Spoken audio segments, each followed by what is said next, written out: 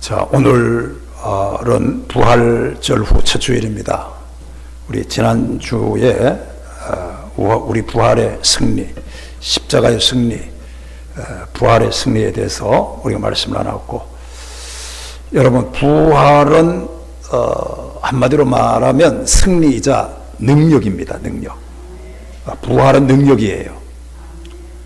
설명이 되지 않아요. 부활은 하나님의 능력이에요. 이거는 우리의 머리로나 이성으로나 우리의 경험으로나 우리의 지식으로나 아무리 해도 설명이 되지 않아요. 부활은 하나님의 능력입니다. 여러분, 우리가 성경어도 보면 이 수도 없이 부활의 능력뿐만 아니라 모든 면에서 능력이 나타나고 있습니다. 병든 자를 고치시는 능력, 죽은 자도 살리시는 능력, 나라도 구하고 세상도 구하는 하나님의 능력, 또 비유이지만 물을 포도주로 되게 하시는 하나님의 능력을 우리는 수도 없이 만해볼 수가 있겠습니다. 부활의 능력뿐만 아니라 우리가 성경에 나타나 있는 수많은 이 하나님의 능력을 믿고 오늘도 담대하게 나가는 것이 우리 성도의 좋은 믿음 생활이라고 믿습니다. 여러분, 하나님의 능력이 무엇입니까? 하나님의 능력은 물질도 변하게 만들어요. 사람도 변화시킵니다. 그게 하나님의 능력이에요. 사람도 변화되잖아요. 물질도 변화됩니다. 자연도 변화됩니다. 그게 하나님의 능력이에요.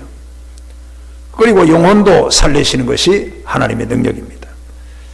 여러분, 우리는 이것을 꼭 믿고, 그러니까 하나님의 능력을 믿는 믿음이 가장 소중한 믿음이라는 사실을 알고 우리가 부활신앙으로 늘 승리하시기를 바라겠어요.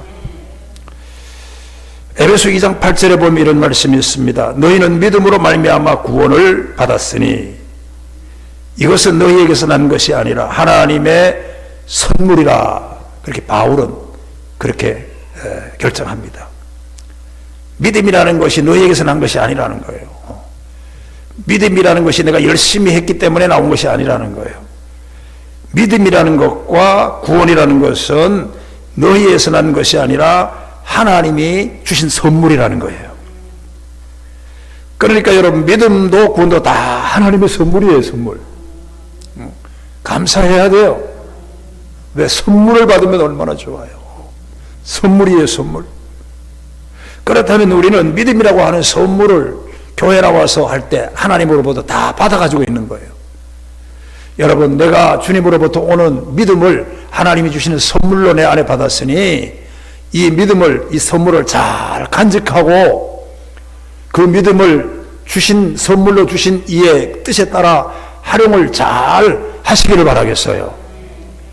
그렇게 귀하게 줬는 선물인데도 장롱에 틀어박아 놓고, 그렇게 귀하게 하나님이 믿음이라는 걸 엄청난 선물을 주었는데도 1년 내내 한 번도 안 쓴다면, 그걸 한 번도 활용을 안 한다면, 그러니까 한 번도 그걸 꺼내 보지도 않고 한 번도 행해 보지도 않고 한 번도 그걸 한번 시행해 보지도 않고 한다면 선물을 주신 자가 얼마나 섭섭하겠어요.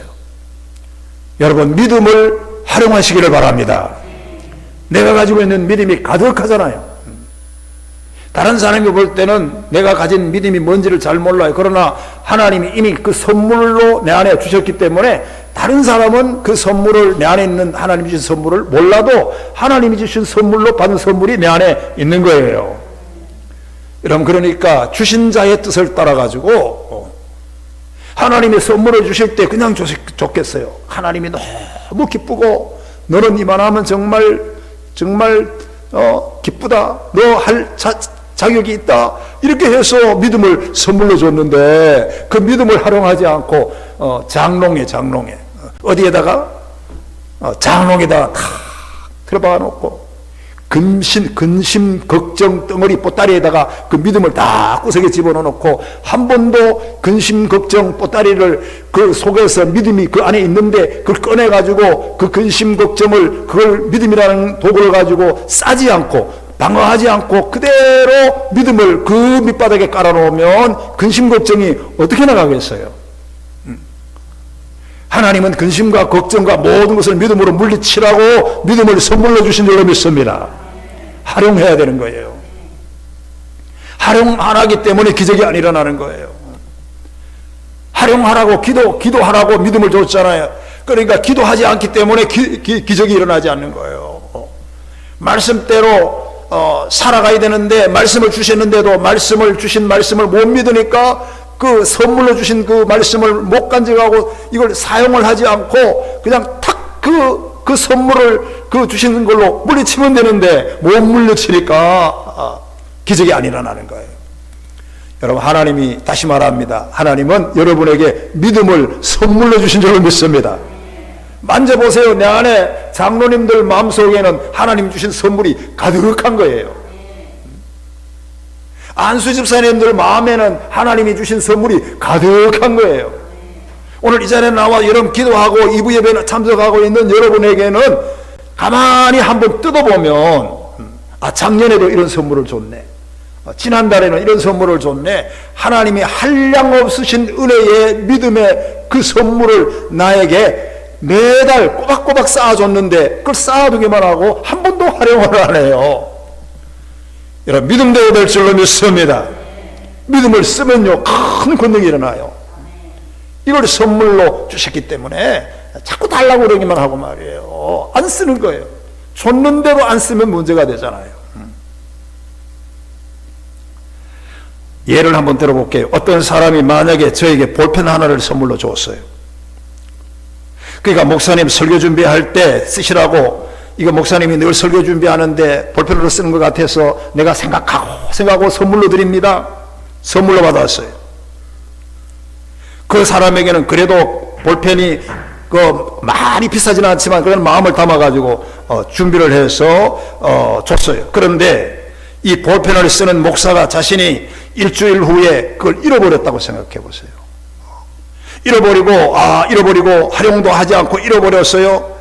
그래서 목사님이 가만히 생각해 보다가 또 볼펜이 필요하기는 해서 그 성도에게 다시 전화를 해가지고, 집사님 지난번에 일주일 전에 준 이 볼펜은 참 고맙게 썼는데 내가 건망증이 심하고 어떻게 하다 보니까 잃어버렸어요. 또 좋은 볼펜 하나 더 주세요. 이렇게 하면 준 그 집사님이 목사님을 어떻게 생각하겠어요? 목사님 그것도 간수 못하고 말은 안 하지만 속으로는 아마 목사를 욕을 할 거예요. 욕을 해요? 욕을 그러면 안 하더라도 마음이 불편할 거 아니에요. 목사님은 지질하다 어떻게 준 선물을 일주일도 못 해가지고 잊어버렸냐.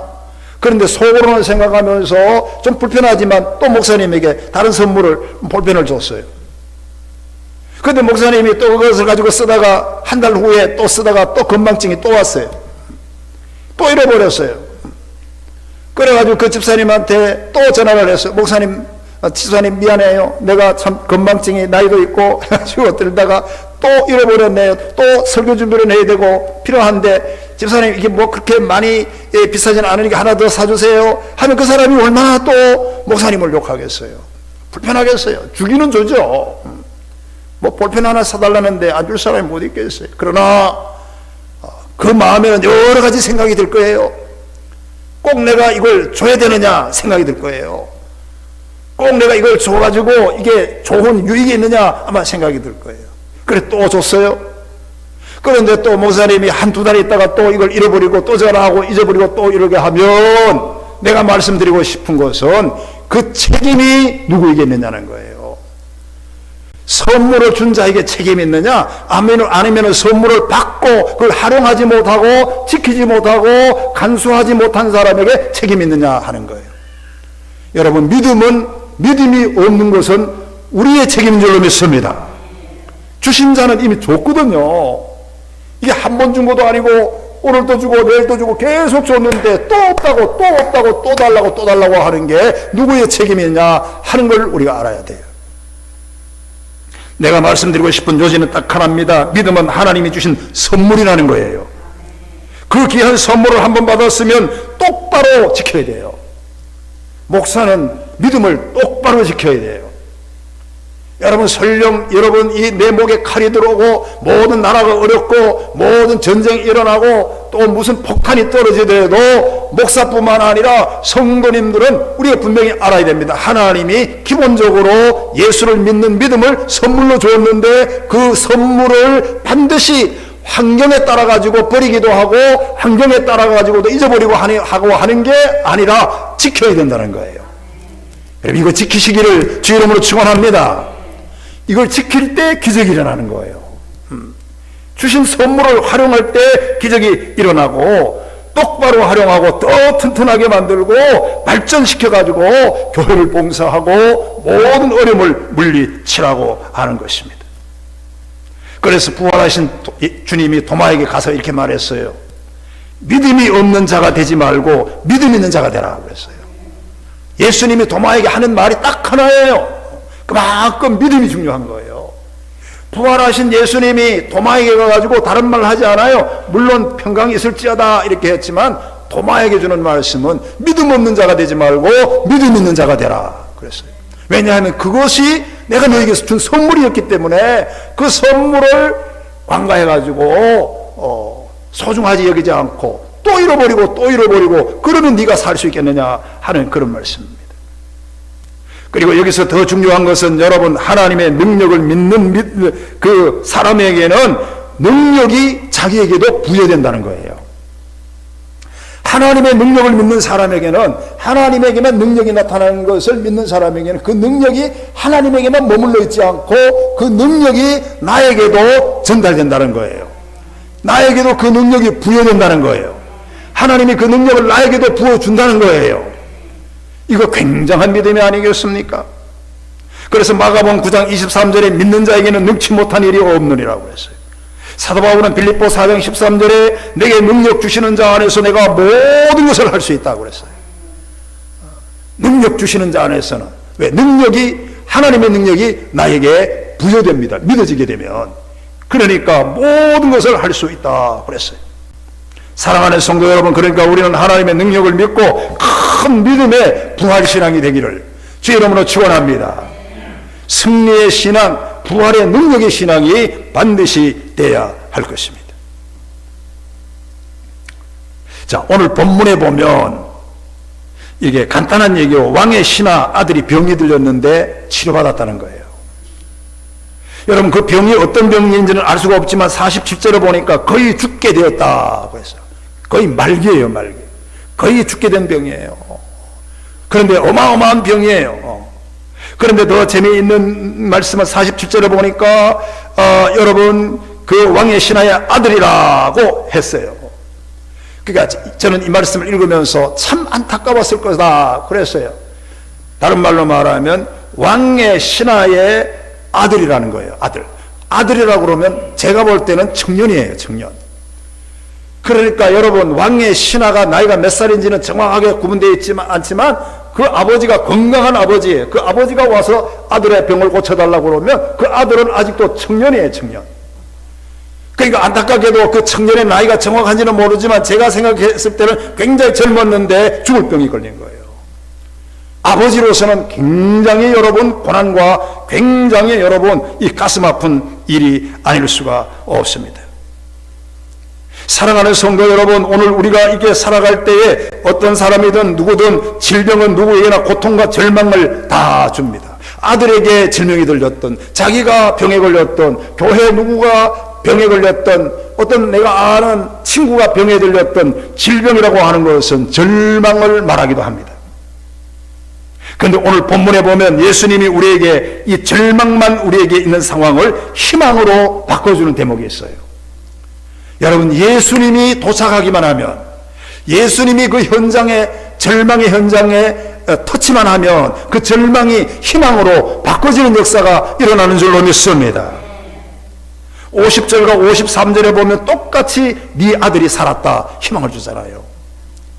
죽을 병이라고 그랬는데 예수님을 만났을 때 네 아들이 살았다, 죽을 병에 살았다로 단어가 바뀌어요. 그러니까 예수님이 우리에게 터치해주면 절망이 희망으로 우리가 변한다는 거예요. 여러분, 특별히 내 아들이 살았다는 말이 두 번이나 나옵니다. 오늘 이렇게 어려운 가운데도 새 희망을 예수님이 선포하고 있어요. 오늘 둘째 주일입니다. 우리 부활으로는 첫째 주일이에요. 여러분, 아무리 우리가 어렵게 살아도 부활의 승리와 부활의 희망을 가지고 주님의 메시지를 들으면서 절망이 희망으로 바뀌는 역사가 일어나기를 주의 이름으로 축원합니다. 그러니까 거의 죽게 된 자가 살아나는 역사가 일어나잖아요. 이게 기독교예요, 기독교예요. 거의 죽게 된 자가, 그것도 청년이에요. 얼마나 낙심하고 그 집안이 다 무너지기 직전인데 예수님이 딱 오셔서 네 아들이 살았다, 아주 희망을 선포합니다. 여러분, 예수님이 하시는 말씀에 희망을 가지기를 주의 이름으로 축원합니다. 살았다는 말씀에 희망적인 메시지가 있는데도 그 희망을 안 믿는 사람은 희망이 없게 되는 거예요.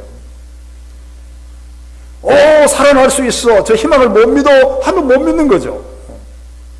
그러나 예수님이 여러분 살았다 하는 그 희망의 메시지를 전하는 어떤 사람은 믿는 사람이 있어요. 그 믿는 사람에게는 그 능력이 바로 여러분 부여되어 가지고 희망의 새로운 삶이 다시 한번 새 출발되는 역사가 일어날 줄로 믿습니다. 중요한 거예요.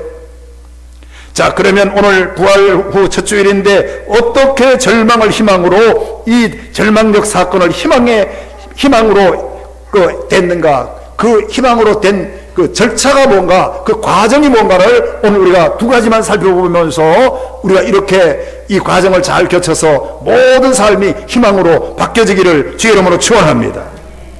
첫째는 한마디로 말하면 늘 말하지만 과정이 하나 있어요. 그러니까 사는 과정이 하나 있어요.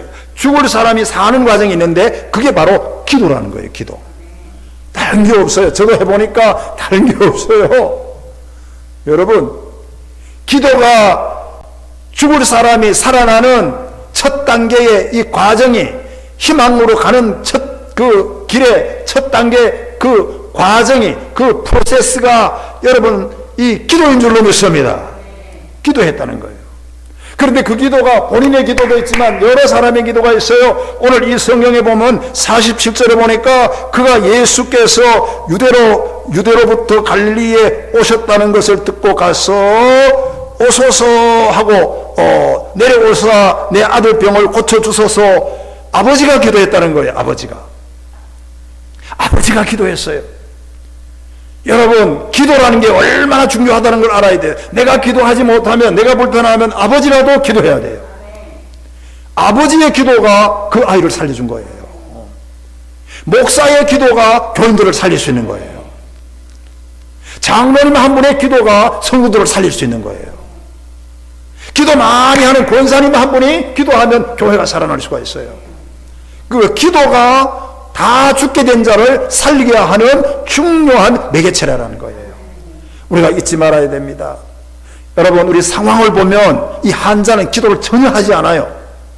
그 아들은 전혀 기도하지 않아요. 그냥 죽을 병에 걸려가지고 아우 죽겠네 하고 열이 그냥 확 나고 이게 하는데, 아버지가 왕의 신하가 그의 아버지예요. 아버지가 예수가 내려오는 걸 보고 내려오소서 내 아들이 병들어 죽게 됐습니다, 고쳐주세요. 아버지의 기도가 기적을 만든 거예요. 여러분, 사랑하는 성도 여러분, 목사가 기도해도 그 기도는 능력 있는 줄로 믿습니다. 초신자가 나와서 목사를 놓고 기도하면 능력이 생기는 거예요. 겸손하게 제가 이거 읽으면서 하나 발견되는 게 뭐냐 하면, 내려오소서라는 두 마디가 있어요. 예수님 보고, 이 사람이 지금 왕의 신하잖아요. 왕의 신하 정도 되면, 이 왕이 누구냐 하면 헤롯 왕이에요. 제가 일부 예배에서도 말했지만 헤롯 왕은 그 당시에 참 대단한 파워가 있는 사람이에요. 이 로마 정부가 임명한 분봉왕이에요. 이 왕이 모든 그 권한을 다 가지고 있어요. 그런데 그 왕의 신하의 신하, 비서실장 쭉 되는 거예요. 청와대 비서실장이 얼마나 빽이 있어요. 그 말 한마디에 국회의원들이 다 놀아나잖아요. 그 말 한마디에 나라가 뒤집힐 수도 있잖아요. 그 능력이 있는 그 신하라니까요. 그 신하가 와가지고 예수님 보고 내려오소서, 내 아들 좀 고쳐주세요. 여기에 내려오소서라는 말을 두 번 하는데, 땅이 낮았기 때문에 내려오소서가 아니라 예수님을 그만큼 높여드린다는 표현이 있는 거예요. 이게 얼마나 여러분 이게 겸손해졌어요. 사랑하는 성도 여러분, 교만하지 말아야 돼요. 하나님이 어떤 여러분의 사건을 하나 탁 주면 자연적으로 겸손하게 되는 거예요. 이 왕의 신하가 얼마나 교만한 사람인데 자기 아들 문제 하나 때문에 예수님에게, 자기는 지금 왕의 신하지만 예수님은 목수의 아들이에요. 천에 빠지고 저 밑에 사람인데도 예수님에게 내려오소서 높이잖아요. 그리고 그 앞에 무릎을 꿇는 걸 여러분 볼 수가 있습니다. 여러분, 여기에 고난은 사람을 겸손하게 만든다는 진리가 있어요. 여러분, 하나님은 우리가 너무 교만하면 고난을 줘서 그 사람을 겸손하게 만들어요. 우리가 좋을 때도 겸손하고 있을 때도 겸손하고 예수님 보고 내려오소서, 주님 영광 받으소서, 늘 우리가 주님을 떠받들 수 있기를 주 이름으로 축원합니다. 어떤 일을 하더라도 여러분, 이 신하가 그 아들 문제, 절박한 그 아들 문제이기 때문에 자기가 왕의 신하라고 하는 신분은 생각지도 못해요. 이 위신과 여러분, 여기에 체면이라는 게 없어요. 목사도 아파보세요. 체면이 없어요. 여러분도 아파보세요. 체면이 없어요. 누구에게 못 가겠어요. 뭐 새벽 기도가 아니라 뭐 자정 기도는 못 하겠어요. 그러니까 여러분, 이 신하는 오직 아들 병 하나 때문에 자기 체면을 다 무릅쓰는 기도가 여기 있는 겸손하게 기도하는 모습이 나옵니다. 여기서 우리가 처음 교회에 나온 동기에 대해 잠깐 생각해 보아야 합니다. 여러분, 처음 교회에 나온 동기가 물론 다 다르겠지만 사실은 따지고 보면 그렇게 아름다운 것은 아니었어요. 때로는 사업에 실패해서 이제는 다른 방법이 없다고 해서 교회를 나온 사람도 있어요. 그게 교회를 처음에 나온 동기예요. 때로는 친구를 따라서 어쩔 수 없이 끌려 나왔을 수도 있어요. 때로는 사랑하는 남편과 아내에게 안 나가면 뭐 어떻게 한다, 나와라, 뭐 병들었기 때문에 그렇게 나온 사람도 있어요. 어떤 사람은 결혼하기 위해서 나온 사람도 있어요. 또 어떤 사람은 친한 사람이 하도 쪼르니까 산 사람 소원도 들어준다고 하는데 못 들어줄 게 뭐가 있냐, 그렇게 교회를 처음 한번 나왔다가 예수 믿고 큰 사람이 된 사람이 있어요. 그러니까 가만 보면 물론 여러분 모태신앙도 있고 하지만 나온 동기가 대개 보면 순수하지 못했다는 거예요. 그 목적이 가만 보면 주님 때문에 나온 게 아니라 나 때문에 나온 거예요. 내 처지 때문에 나온 거예요. 내 형편이 너무 어렵기 때문에 나온 거란 말입니다. 그러니까 여러분, 오늘 이 본문에도 이 신하는 나온 동기가 별로 좋지 않았어요. 이 사람은 신앙 고백을, 전능하사 천지를 만드신 하나님 아버지를 사도신경을 한번 고백해보지를 못한 사람이에요. 오직 자기 아들 문제 때문에 자기의 이권, 내 아들만 고치면 된다고 해가지고 그 목적으로 예수 앞에 나온, 그러니까 본인은 그걸 모르지만 예수님이 볼 때는 동기가 불순했어요. 예수님에게 나와서 당신은 하나님의 아들입니다, 이 고백이 없어요. 찬송을 불렀다는 말도 없어요. 그냥 내 아들 좀 고쳐주세요. 이건 여러분, 그 왕의 신하 입장에서는 볼 때는 그게 급한 거지만 객관적으로 볼 때는 동기가 그렇게 별로 좋지는 않아요. 여러분, 이해되시기를 축원합니다. 그래서 오늘 예수님이 말했어요. 예수님이 그 동기를 보고 48절에 예수께서 이렇게 말하잖아요. 너희는 표적과 기사를 보지 못하면 도무지 믿지 아니하리라 그랬어요. 그러니까 예수님이 볼 때는 요런 보래, 요러면 내가 안 고쳐주면 안 믿을 놈이네. 동기가 불순해요. 동기가 그냥 순수하게 나와서 교회에다가 이게 찬송도 부르고 예배도 드리고 하면 예수님이 얼마나 그 동기가 순수하고 좋고 기쁘시겠어요. 할렐루야. 그러니까 예수님이 그 신앙을 하는 꼬라지를 보니까 동기가 불순해요. 내 아들만 고쳐주세요. 그랬더니 예수님이 그 동기를 알고 이놈 봐라, 이놈은 기적을 안 주면 안 믿을 놈이구나, 이게 별로 믿음이 없는 놈이네, 동기가 불순하네, 이렇게 오늘 예수님이 하신 말씀이 오늘 우리가 성경에 있음을 알지 않을 수가 없습니다. 그리고 예수님은요, 아마 이런 생각을 했을 거예요.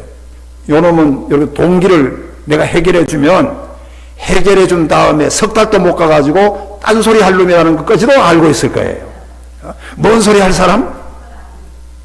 예수님은 뭐 그런 생각을 했겠어요. 그냥 우리가 다 보다 보면 기도 제목을 해결해 줬는데 석 달이 못 가잖아요. 이게 인간성이에요. 인간성이. 목사도 마찬가지고요. 여기에 여러분 항전직도 있지만 마찬가지잖아요. 사실은 병을 고쳐줬는데도 1년이 못 가요. 뚝 그냥 끊어버려요. 딴소리예요. 딴소리예요. 그걸 예수님이 다 아세요.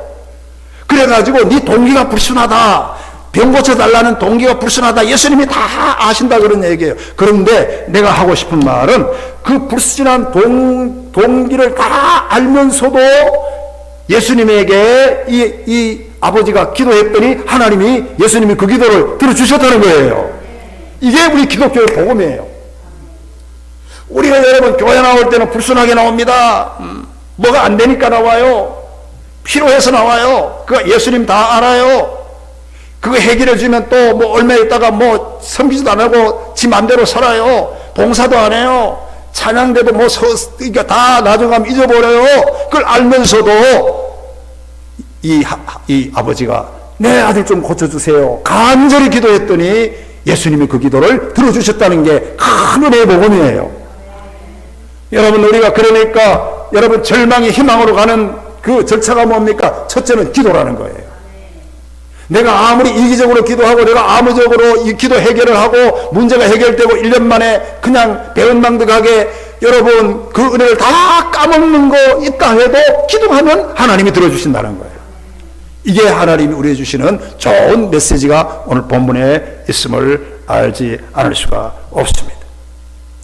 여러분 오늘 본문의 신화도 이제 되돌아봅니다. 예수님께로 온 동기가 별로 아까 말했지만 좋지는 않았어요. 그러니까 예수님이 야 너 기적 때문에 왔지? 예수님도 마음이 불편했어요. 첫 번에. 그렇게 얘기했더니 그 말을 이 신하도 예수님의 말씀을 다 알아들었을 거예요. 불편해하는구나. 그런데도 그 생각은 안 하고 이 신하는 기도만 하는 거예요. 예수님이 불편해하는 생각을 다 알고도 무시하고 기도만 하는 거예요.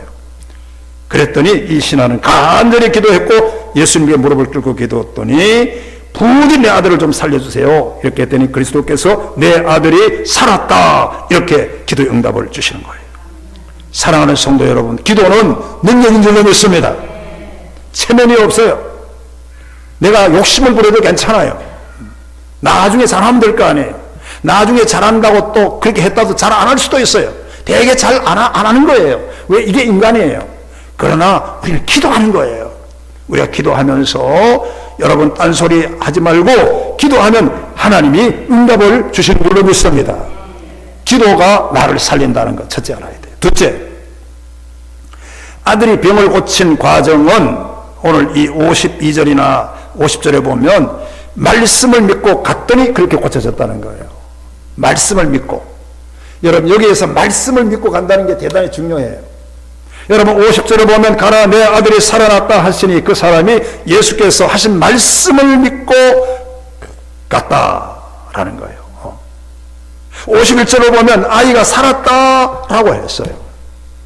52절에 보면 어제 7시에 열기가 떨어졌다라고 했어요. 그러니까 죽었던 아이가 살아난 거예요. 살아난 거예요. 두 가지를 생각할 수 있어요. 이 대목에서. 하나는 뭐냐 하면 어제 7시라고 그랬어요. 그러니까 그 시가 뭐냐 하면 이 신하가 예수님에게 내 아들 좀 고쳐주세요. 다 죽겠습니다. 요 말하면서 예수님이 네 아들이 살아났다 하는 그때가 7시라는 거예요. 그러니까 말씀을 하니까 고쳐진다는 거예요. 그러니까 그때 열기가 떨어졌다는 거, 열이 떨어지고 마음이 편안하고 진통이 없어지고 회복됐다는 거, 이게 하나 중요한 거예요. 그러니까 여러분 보세요. 내가 고쳐주세요 했더니 예수님이 다른 말 안 해요. 말씀으로 살아났다 말하는 그 순간에 7시인데 그게 살아나는 순간이었다는 거예요. 그리고 하나 더 중요한 것은 이 신하가 그 말씀을 믿고 갔다는데 저는 포인트가 있는 것 같아요. 여러분 세상에 말씀을 어떻게 믿어요, 여러분? 이 신하가 바라는 것은 지금 예수님이 내려와가지고 우리 집에 가가지고 우리 아이에게 안수기도 해주세요. 그런 뜻으로 신하가 예수님에게 기도를 요청했어요. 그런데 여러분, 예수님이 고쳐달랐더니 예수님은 딱 한마디만 해요. 우리 오지도 아니하고 거기서 네 아들이 살아났다. 그 말 한마디만 하는 거예요. 여기에 우리가 한번 생각해 보세요. 이게 믿어지나요? 믿어지나요? 내가 5분 전에 내 아들이 그만 죽는 걸 봤는데, 죽는 걸 보고 여기 와가지고 지금 예수님에게 고쳐달라고 했더니 예수님이 살아났다 해요. 5분 전에 죽는 걸 보고 왔는데 와서 우리 집에 오지도 아니하고 여기 와서 그냥 살아났다. 그게 믿어지는 믿음이 얼마나 큰 믿음이냐 이 말이에요. 할렐루야. 그러니까 중요한 말씀을 믿는 믿음이 크다 하는 거예요. 여러분, 보고 믿는 보다도 말씀을 믿는 믿음이 그만큼 크다는 걸 우리가 오늘 여기 알지 않을 수가 없습니다. 혹시라도 어떤 환자가 목사님 오셔서 기도 좀 해주세요. 그래서 목사가 노회 참석했거나 무슨 강의를 하거나 무슨 예배를 드리거나 무슨 지방에 있거나 해가지고 그 전화가 온 걸 받고, 집사님 내가 여기서 멀리 가서 이제 피차피차 내가 못 갈 텐데 내가 가는 건 좀 불가능할 것 같아. 그래서 이 핸드폰으로 기도할게. 이렇게 기도하는 걸 받아들이는 사람이 있는가 하면, 여러분, 그러나 여러분 목사가 못 가면은 여러분 어떻게 해서라도 총알 택시라도 타고 와가지고 여기 와가지고 안수기도 해야 된다는 믿음의 쪽에 하나가 또 있는 거예요. 그러니까 우리는 어느 믿음이 크나 이런 얘기예요.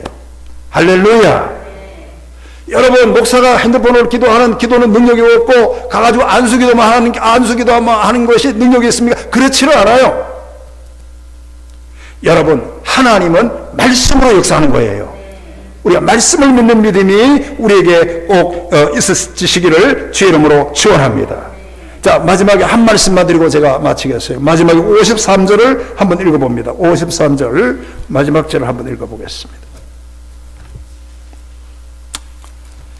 자, 53절을 한번 읽어봅니다. 53절, 그의 아버지가, 시작. 그 아버지가 예수께서 내 아들이 살아나 있다 하신 말씀은 그때인 줄 알고 자기와 그 온 집안이 다 믿으니라 그랬어요. 자, 여기에는 두 가지 믿음이 있어요. 한번 가만 보세요. 집에 돌아갔을 때 살아있다는 걸 확인했어요. 확인하고 알고, 그때인 줄 알고 자기가 온 집안 사람들과 다 믿었다는 거예요. 그 저를 보세요. 제가 이 말하고 마치겠어요. 여러분, 이게 굉장히 소중한 거예요. 믿음은 두 가지예요. 하나는 여러분, 이 신앙은 집으로 갈 때의 믿음이 있어요. 그 현장을 못 보고 믿는 믿음이 있어요. 할렐루야. 그러니까 말씀을 듣고 믿는 믿음이 있어요. 네 아들이 살아왔다. 믿어요. 믿고 여러분 쫓아갑니다. 쫓아가 보니까 집에 가 보니까 진짜 아들이 살았어요. 그걸 보고 또 믿는 믿음이 있어요. 아멘. 꼭 분리를 한다면 처음에 여러분 그냥 보지 못하고 이게 믿음은 한마디로 말하면 이게 신학적으로 말하면 의지적인 믿음이라고 그래요. 의지적. 그러니까 알든 모르든 믿는 믿음이에요. 주여 믿습니다 하는 믿음이에요. 여러분, 그런데 이 믿음에도 능력이 나타나요. 여러분, 의지적인 믿음이 있어요. 보지를 못했어요. 나았는지 안 나았는지 병원에도 안 가봤어요. 그냥 예수님 하신 말씀을 믿고 의지적으로 주여 믿습니다, 주여 믿습니다, 주여 믿습니다 하면서 그냥 내가 믿어요. 그리고 이 믿음이 하나 있고 또 가보니까 아는 믿음이 있어요. 그러니까 확인한 믿음이 있어요. 자기 아들이 진짜 나았어요. 나았는 거는 이거는 지식을 겸한 믿음이라고 말했어요. 그러니까 깨닫는 후에 오는 믿음이라고 말할 수 있어요. 이런 두 가지 믿음이 있는데 이게 차이가 있어요. 누구나 다 이런 믿음이 있어요. 보지 못하고 하는 믿음이 오늘 저에게도 있어요. 그래, 알고 믿는 믿음도 저는 많아요. 내가 성경을 거의 읽어보고 해석을 하고 알고 믿는 믿음이니까. 아멘. 그러니까 이걸 모르고도 믿는 믿음이 있어요. 그냥 오늘 하나님 우리 교인들 좋게 해주세요. 오늘 여러분 하나님 기적이 일어날 줄 믿습니다. 그냥 모르고 그냥 무턱대고 믿는 믿음이 있어요. 그 믿음도 있고 가서 현장에서 확인한 믿음이 있는데 내가 말하고 싶은 것은 그 두 가지 믿음이 다 믿음대로 능력이 나타난다는 거예요. 알지 못해도 능력이 나타났고, 왜? 그때 이미 열기가 떨어졌으니까. 그리고 돌아가서 믿고 알고 믿고 온 동네가 온 집안 식구들이 믿고 전도하고 다 믿었다고 그러잖아요. 이 믿음도 믿음이란 말이에요. 자, 제가 이런 말을 쓰겠습니다. 이제 오늘은 부활절 후 첫째 주일입니다. 여러분 부활의 믿음을 꼭 가지시기를 바라겠어요. 그리고 부활의 능력을 꼭 가지시기를 바랍니다. 그 능력은 모든 능력에 포함되는 거예요. 그 믿음을 그 능력을 믿는 믿음으로 우리가 승리하고 환자가 일어나고 무턱대고 믿는 믿음도 믿음이고 알고 믿는 믿음도 믿음이에요. 이런 믿음으로 여러분의 가정에 좋은 일 많이 일어나고 기적이 일어나기를 다시 한번 주의 이름으로 축원합니다. 기도하겠습니다.